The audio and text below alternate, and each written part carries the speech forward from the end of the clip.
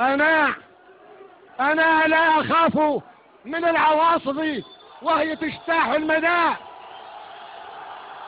حياة مليئة بالغرائب ونهاية دراماتيكية.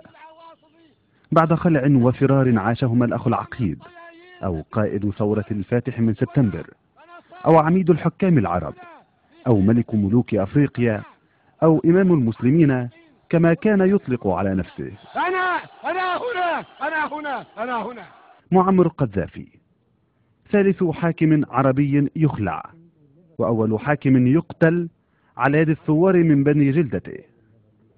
عرف بتصريحاته النارية وملاحظاته التي لا تخلو من الغرابة، بدءا من تلك المتعلقة بالقومية العربية إلى دعوته لإقامة ولايات متحدة إفريقية، مرورا برعايته الإرهاب رسميا وطرحه لحل القضية الفلسطينية بإقامة دولة إسراطين التي يعطي فيها نصف فلسطين للصهاينة، وإعلانه من طرف واحد أن الجامعة العربية لا وجود لها من وجهة نظره.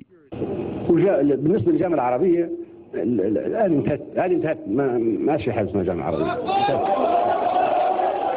عرف القذافي بأزيائه المتنوعة بدءا بألوان أفريقيا وانتهاء ببزاته العسكرية العديدة وأوسمته، مرورا بقمصانه الملونة وقبعاته ونظارات الشمس التي لا تكاد تفارقه. وعندما بدأت ثورة 17 من فبراير وصف المتظاهرين المناهضين له بأنهم جرذان وعملاء وخونة يتناولون حبوب الهلوسة، وتوعدهم بالمجازر وبالسحق. وعند اللزوم ستفتح المخازن ليتسلح كل الشعب الليبي، كل القبائل الليبية، تصبح ليبيا نار حمراء، تصبح جمر. وفي رأيه أنه لا يحمل منصبا كي يستقيل منه، فهو يرى في نفسه قائدا ملهما لا يشق له غبار. مع أن معمر القذافي ليس برئيس ولا ملك ولا رئيس حكومة وما عنده أي صلاحيات دستورية ولا إدارية، ولكن الشعب يحبه يراه. والرجل الذي تخلى عن كل المهام الرئاسية ليتفرغ لقيادة الثورة يقيم في معظم الأحيان في خيمة ترافقه في كل رحلاته تقريبا، فكان ينصبها في الصحراء الليبية تماما كما في حديقة القصر المخصص للضيوف الأجانب في باريس. ومن منطلق حرصه في أغلب الأحيان على إثارة الرأي العام في الدول الغربية لم يتردد في انتقاد فكرة الديمقراطية، ورأى أن بعض الدول يمكن أن تجد الدكتاتورية تناسبها أكثر. وليس في هذا الميثاق ما يصوغ للأمم المتحدة أن تتدخل في الشؤون التي تكون من صميم السلطان الداخلي لدولة ما، يعني نظام الحكم هذا شؤون داخلي لدولة ما.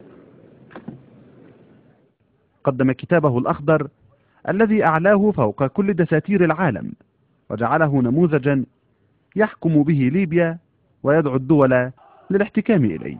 قانون العقوبات الليبي اللي من قبل الثورة رفع الليبيين السلاح ضد الدولة، عقوبته الإعدام، يعاقب الإعدام كل ليبي رفع السلاح على ليبيا. وفي تعقيبه على الثورات في تونس ومصر قال إن الرئيس التونسي المخلوع زين العابدين بن علي كان يستحق أن يحكم تونس مدى الحياة، وإن الرئيس المصري المخلوع حسني مبارك رجل فقير ومتواضع، وإن ما حدث في تونس ومصر لن يحدث في ليبيا، إلا أن ما حدث قبل ساعات يدحض روايته، حيث أن بن علي هرب ومبارك قيد المحاكمة، بينما خبر مقتله أصبح الأبرز والأوسع انتشارا بعد أن تصدر وسائل الإعلام العالمية. مقصود بالإذاعات الكلاب.